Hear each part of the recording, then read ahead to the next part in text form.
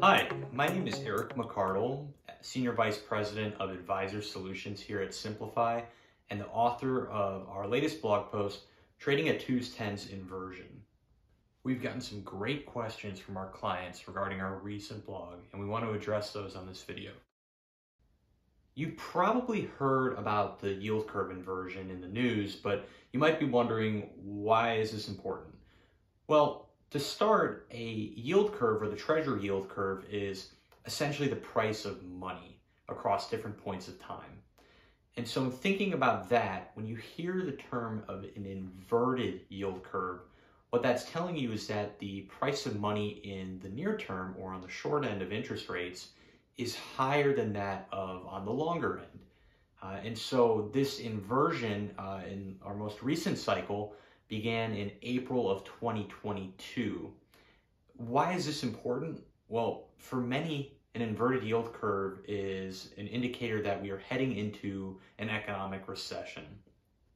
One thing that we wanted to look at was to see whether or not this indicator of an inversion could actually lead to a potential trading signal for rates or fixed income assets.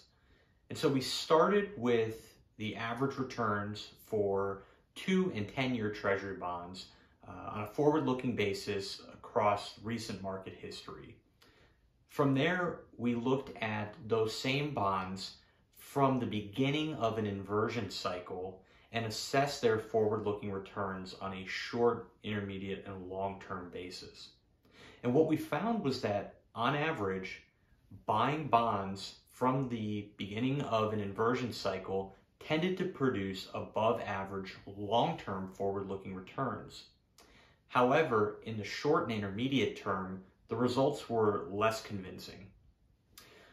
So from there, we wanted to look and see if there was any additional signal value from purchasing treasuries at any particular point in an inversion cycle. And naturally, the next place to look was a peak inversion, right? So where the inversion spread was the widest.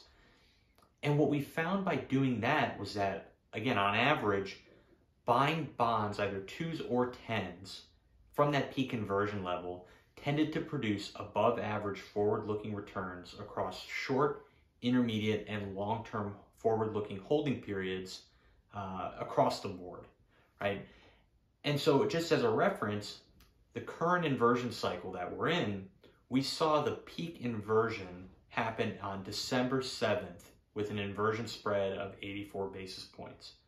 Now, we're not out of the woods yet, so we'll wait and see if that is the peak inversion for this cycle permanently. But if history is any indication, this is a pretty interesting time to be looking at fixed income assets. We appreciate you reading our blog. We appreciate you tuning in. We welcome your feedback.